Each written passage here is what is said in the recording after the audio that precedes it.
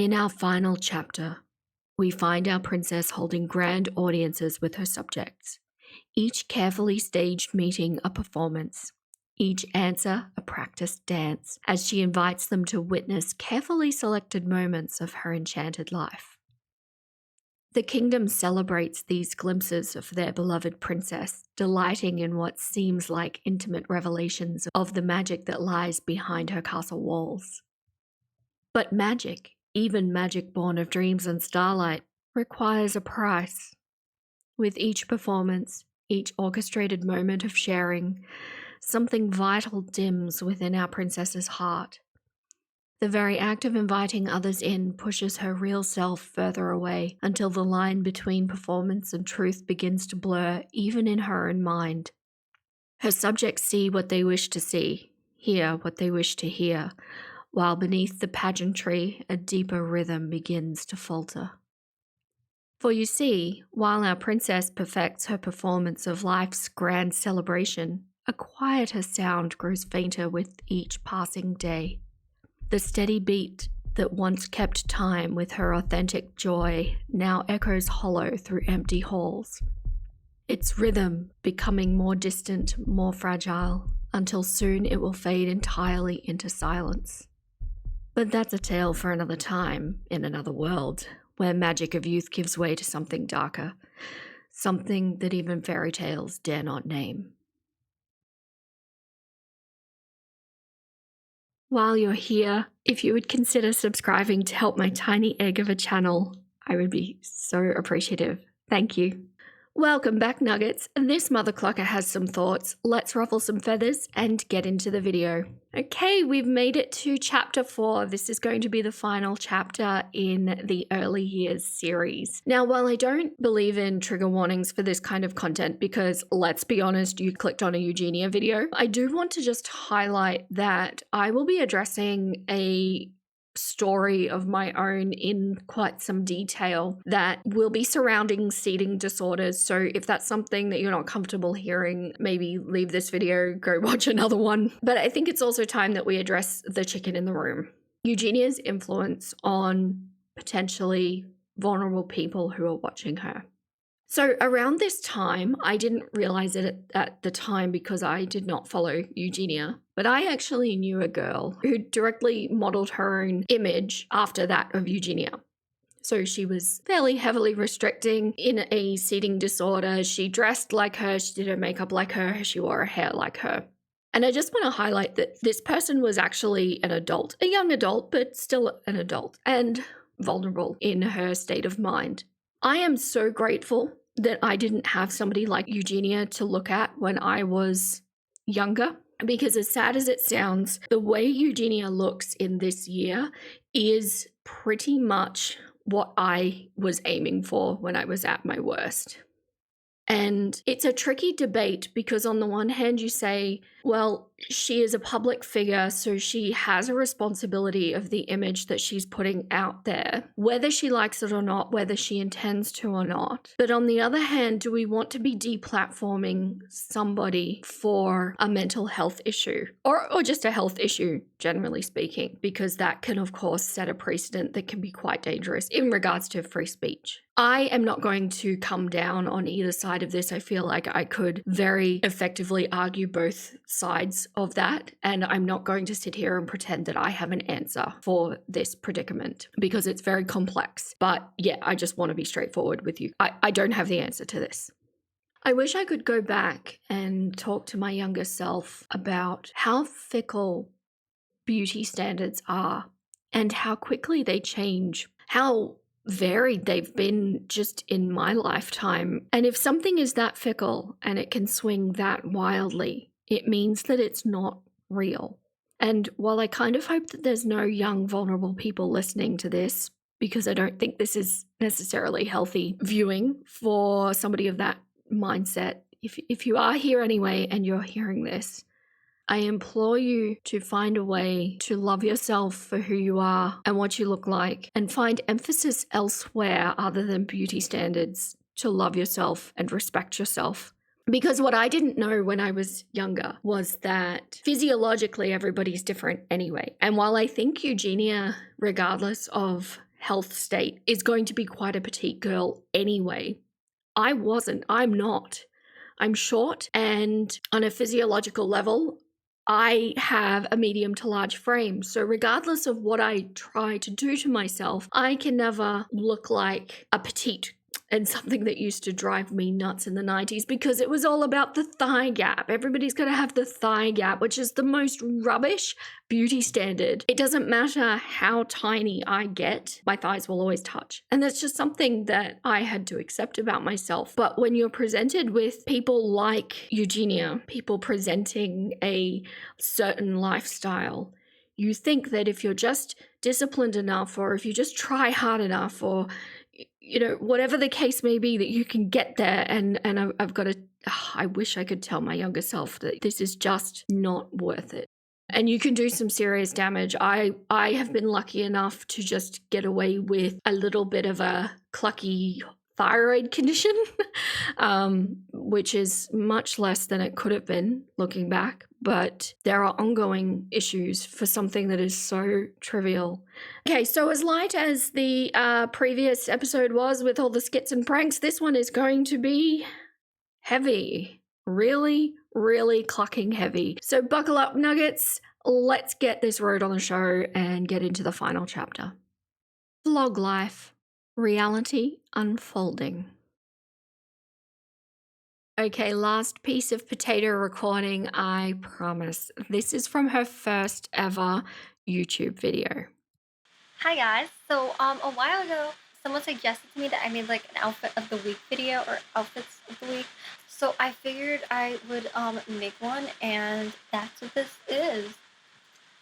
This is from a very early YouTube video. Okay, so keeping in mind that she is a minor here, and that might explain the bedroom, but you can see what I'm seeing. And this really needed to be the point where intervention was made. Once people become an adult, it starts to become a lot more complex. How does her mother sit back and look at this? Well, if I may, can I tell you my experience? So my mother pretty much taught me how to do this. There were a few examples. So throughout my childhood, I remember things like when I was 14, she stepped on the scales and she was 60 kilos, and she exclaimed how fat she was getting. And I knew that I was 5 kilos less than that. It does not take a math genius to work out that I was not far off that. So if she was fat, then what must I be? There's a whole lot of these kind of examples around my mother. But when I was about Eugenia's age, I found martial arts. And I got into it obsessively, probably obsessively like Eugenia got into streaming and YouTube.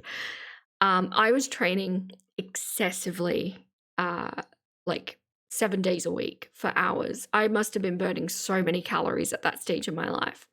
My mother was buying me diet shakes, like meal replacement shakes. She was showing me how to read nutritional labels. She was teaching me how to calorie restrict. And at that time, while I was training 7 days a week, I was consuming between 1,500 and 1,800 calories a day. I must have been burning in excess of 3,000 calories just through my activity. So this is why I say it's not exactly like Eugenia, but it is adjacent. It's just a different take on it. So I have no proof that her mother had any sort of influence like I experienced. However, what we do have evidence of is a lack of action, or a seemingly lack of action. Things were not course corrected when they needed to be corrected. And in my case, I think the motive for my mother doing this was to keep me helpless, to keep me useless, and to keep me by her side in the companionship that she needed. That is a horrible thing to say, isn't it? I hope that that's not Eugenia's story, but I got to tell you, I'm seeing a lot of similarities. And something else I'd like to highlight here as well is that something that I'm trying to wrap my head around because there's a lot that you have to just let go. Something that I don't understand is that my mother had a real duality to her, where on the one hand, she was overprotective. And I actually I grabbed a photo from Eugenia's Instagram of a text message that her mother sent to her. I used to get so many messages like this. I don't know if Eugenia was getting them in the volume that I would get them. But in that way, there was this helicopter parent overprotective thing going on. But in another aspect, she was completely negligent and she put me in a lot of very dangerous situations that thankfully nothing happened. But I would see Eugenia's current situation with her condition. I would see her letting her stream at 17, letting her get into explicit situations is a form of neglect. So I'm seeing that duality there. I don't fully understand this. I wish I could enlighten a bit better on this topic. But when I work it out, I will let you know. But if you have any ideas, please tell me. How can one be both horribly overprotective and love bombing and also be neglectful at the same time? Let me know. I'll let you know. This is the best day ever. We're at VidCon. Hey guys, welcome to VidCon. Look at it.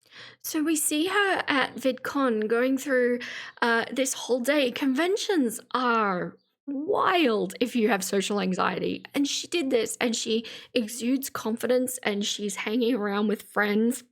She's interacting with people with confidence. And she's able to muster this at this point in her life. And correct me if I'm wrong, I don't think Eugenia does conventions anymore. I think she stopped a while back. But what we're seeing from her is amazing. Now, once again, we're seeing a lot of somebody else filming.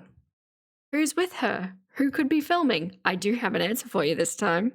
So I guess I'm going to be showing Eugenia's mom how to twerk. Booty like that.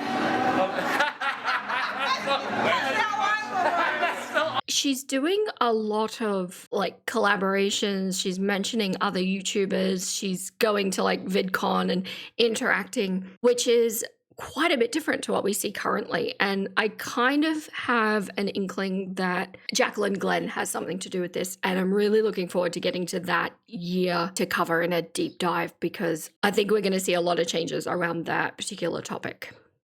Hey guys! Merry December to you all. So I think I should totally just like set up a nice Christmas tree and make friends with my Christmas tree. And instead of getting a regular green tree, I'm going to set up a black Christmas tree. This should be fun. I did it, guys. This is easier than I thought. Look at that. Time to do the top. I feel like I'm feeling the emotions of the tree right now. I feel like I am understanding this tree on a deep emotional level. Look at that. I think I'm gonna try to light up the tree and hopefully this won't be too hard. So after seeing that series of clips, what do you make of this video? We're getting the elements of poking the tongue out, looking seductively at the camera, playing that I hope I can do this, I hope it's not too hard. So just another example again of her escalating from the original I'm gonna kiss this teddy bear kind of thing. Beauty beginnings, early makeup days. Okay, so I'm not going to spend a great deal of time on these two videos that she did in 2013. I just wanted to mention them because they are, of course, to become a big part of her YouTube channel in the coming years. And there's not really that much to react to or too much insight into behavior or personality or anything on that level. It is literally just her going through her beauty routines. But I think what's fun about this is that she has a lot more freedom. It's like the rules that eventually get put on herself and what she needs to do, like, promoting Jeffree Star is not there at this point, and it's just a little bit more like, hey guys, this is what I do, and I'm just gonna have a little bit of fun with it. And I'm not gonna be shy in telling you that this is exactly how I used to wear my makeup and maybe still do. Oh dear. Q&As, revealing responses.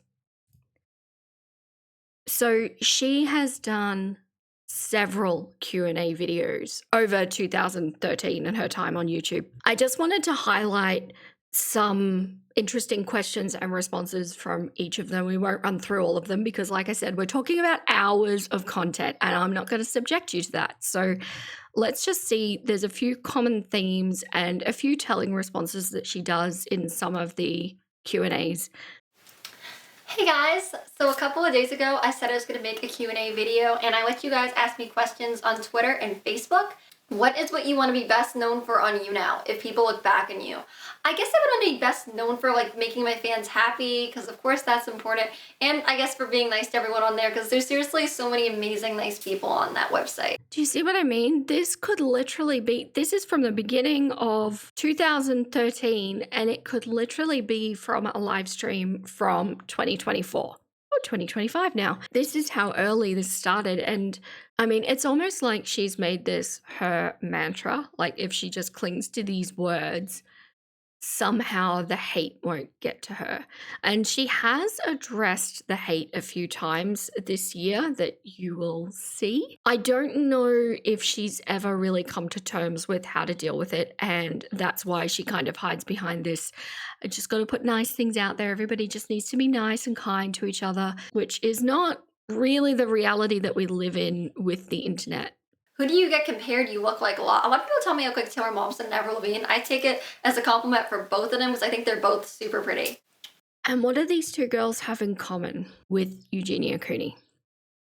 M3 asked me, aliens or predators? And M3, I wasn't exactly sure like what kind of predators you meant.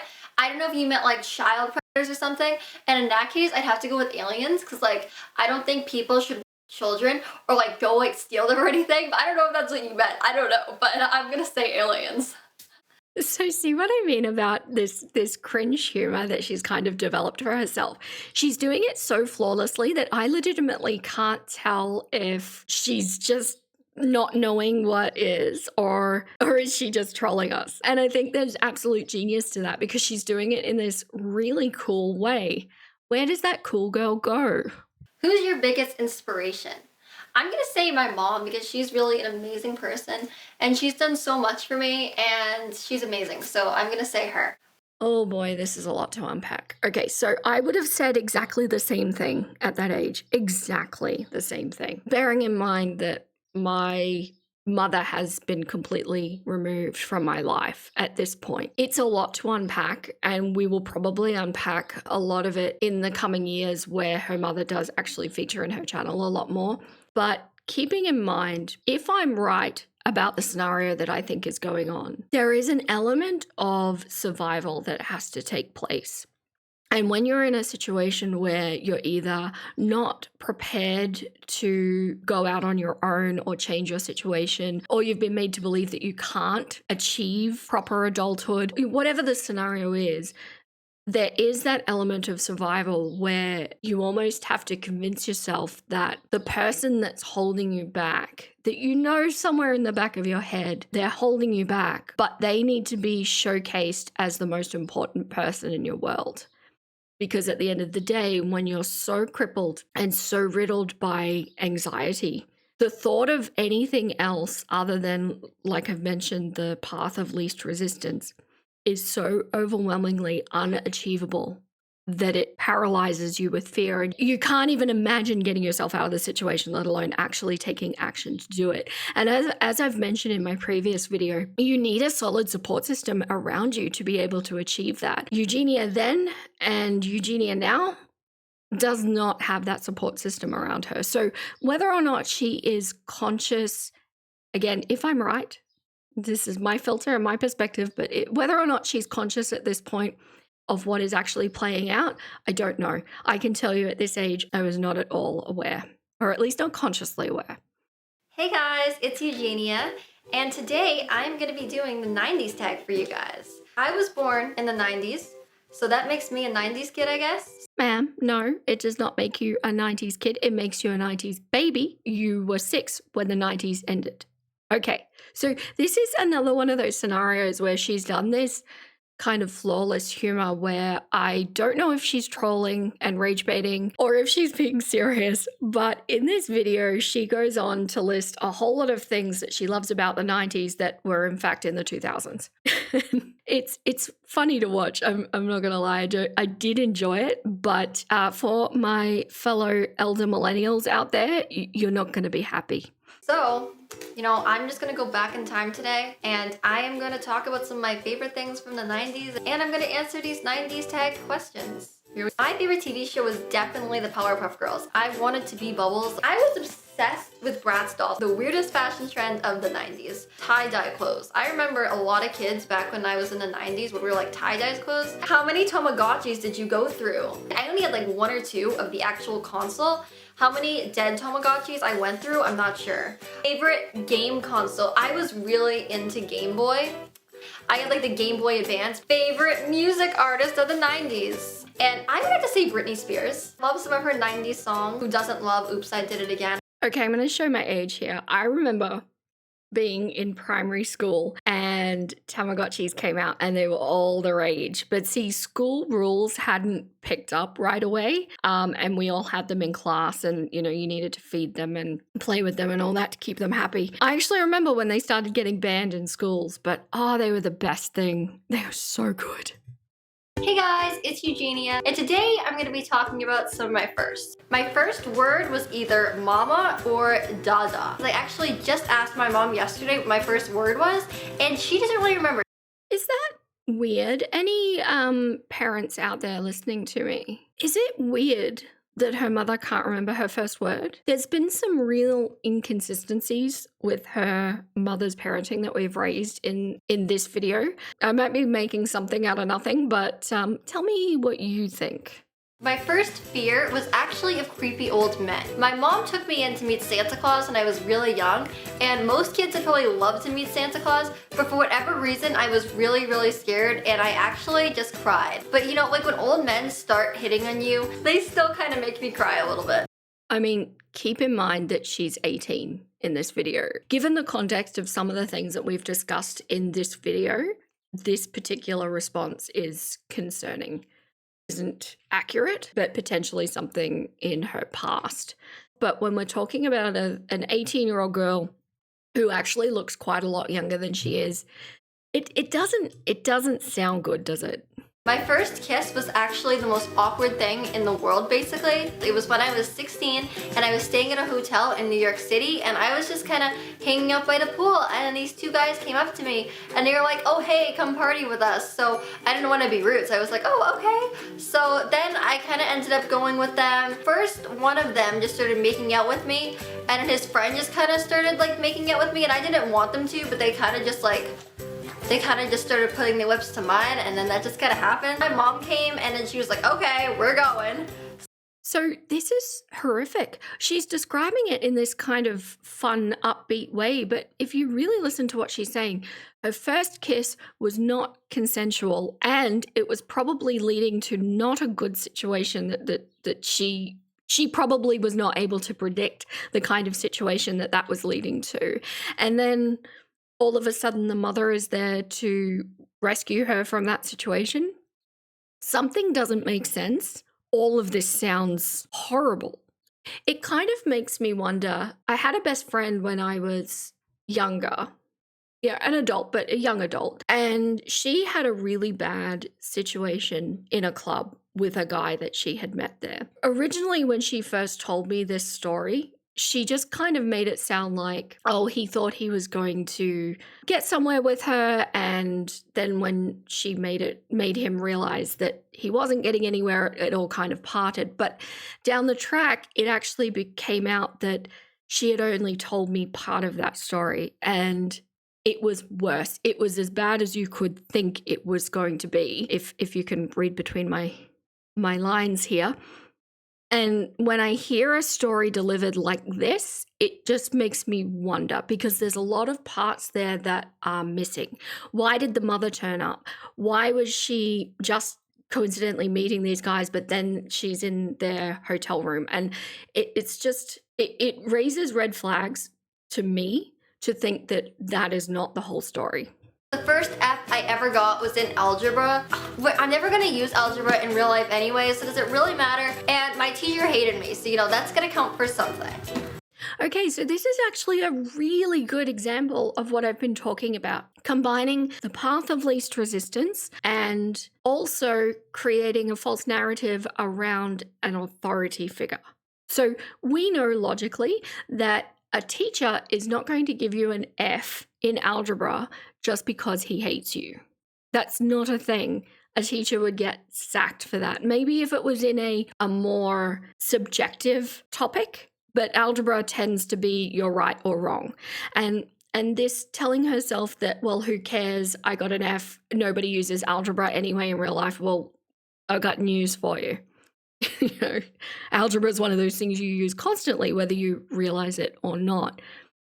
But do you see what I mean? Oh, well, I can't say or admit to myself or anybody else that I failed because I did not challenge myself, because I chose to not make myself feel uncomfortable by witnessing myself study and succeed. I'm going to say it's because my teacher hated me and that's why I failed. So therefore, I'm going to be homeschooled. So therefore, I'm not going to pursue higher education and so on and so forth. You see how that kind of starts to snowball out of control when you give in to that fear that is probably just that she didn't get something in class and she was too scared to put her hand up and try for it. The first stalker I ever had was this really creepy guy who somehow like traced my number down, and he kept calling me for days, and it was really weird, but luckily he stopped, so that's good. This has been a wild lineup of Q&As. Like, these are some really dark and really heavy topics that she's doing so sweetly with a smile on her face, and it almost creates like this sense of disassociation almost, where you're watching something completely different to what you're hearing. That's horrendous. She's had a stalker. Do you know how scary and serious stalkers can be? And this is like right at the beginning of her career. How bad did it get? When I was going through her Instagram, scrolled all the way to the bottom. Yes, I'm very proud of myself. I noticed that there's a whole lot of comments on even her early stuff when she's underage, of people going, totally not stalking you, by the way, haha, you know, all over her comments on all of her photos. My favorite Halloween movie is definitely Nightmare Before Christmas. I am basically obsessed with Jack Skellington. He's probably my favorite character ever, and I love that movie so much. So I'm definitely gonna say that movie. I mean, is anybody surprised? We saw this coming, right? Again, another thing that we are over a decade later and she's still the same, exactly the same. There's been no development into adulthood. If anything, there's been regression back into teenagehood. Favorite candy to eat on Halloween? I don't really have one. I don't really eat candy on Halloween. What is your favorite cereal? I don't really have a favorite cereal. I don't really eat cereals, so I don't really have a favorite. So again, with the food, people are picking up that there's something wrong and they're already starting to pressure her with it, pressuring her to get help, pressuring her to admit that she has an issue. When you think about the fact that we're talking about 13 years at least, 13 years that we know of these statements, like you're going to unalive yourself and you're harming and all of that jazz that comes with this, of course she's desensitized to it. She's been hearing it for so long that these words mean nothing now. It's almost like she's got a confirmation bias about it, because she's like, well, I've been doing this for this long and I'm fine, so what's the problem? What is the first thing that you notice about a person? Definitely their elbows. Definitely always the first thing that I notice about a person. Do you have any special talent? Yes, I do. I'm very good at putting lotion on my hands. Very, very good at that. I think I went a little overboard with lotion. See this kind of thing. It makes you wonder everything she said, doesn't it? It's funny. 2013 Eugenia was funny. Okay, so we've made it all the way through 2013. This video that I'm about to play was technically uploaded at the beginning of 2014, but she is reflecting on her time on YouTube. It's entitled 2013 Changed My Life, and I really think that she is correct there. I think that this year was probably the beginning of the downfall of everything that we see in the following years. I really, really think that something about being an internet quote unquote celebrity, having herself put out there for everybody to make comment on, and also being clearly well into her condition has really stunted her growth in some way. And I know that, there were a few of you in my comment section on my last video saying that she pretty much needs to live out the years she has left. And as bleak as that sounds, I think that may be the truth. I don't know if we're at the point of no return or if we passed that a while back, but here we are regardless. So let's hear her reflect on 2013. Hey guys, it's Eugenia. This is my last video of 2013. I think that 2013 was a very eventful year. One of the most important parts of 2013 was this was actually the year I joined YouTube. I mean, I've gotten a lot of different kinds of feedback, to be honest. I mean, I've definitely received a lot of hate from making videos and stuff. People telling me to stop making videos and how I should just go kill myself. And that's horrendous. People should not be saying that to anybody, let alone an 18-year-old girl. That's just not okay. And see, you can see in that moment where she's talking about her haters, where this is really something that has gotten to her. She has not made peace with it.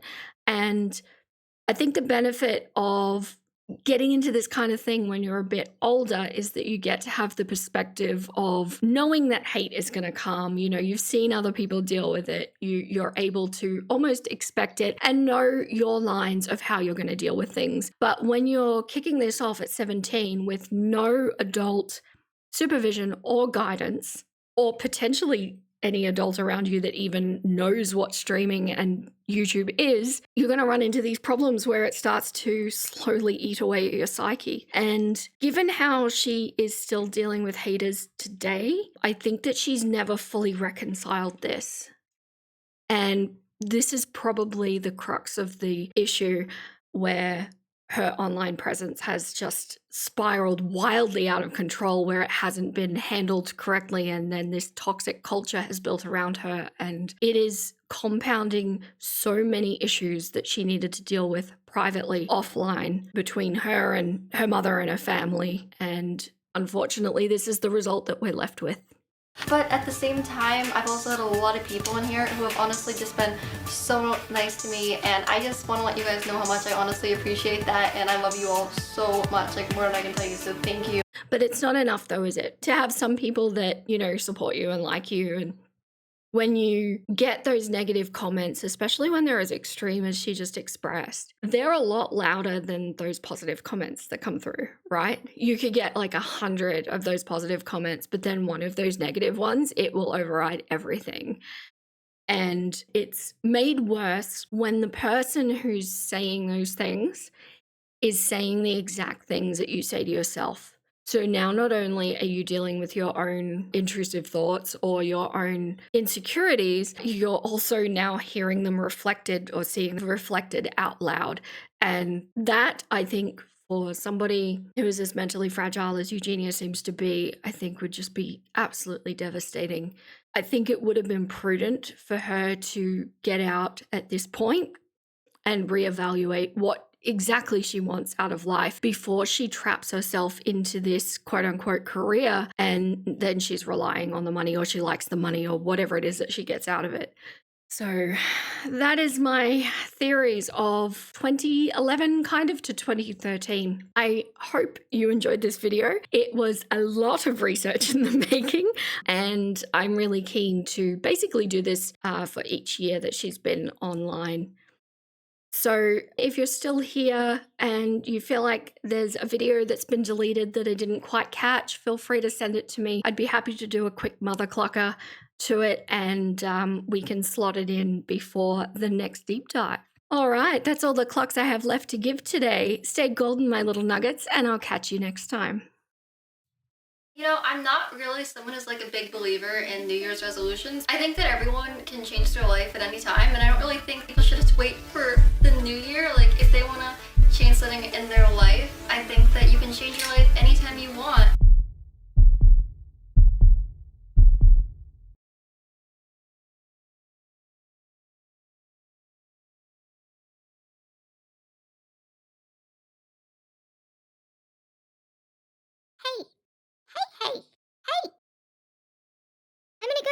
video.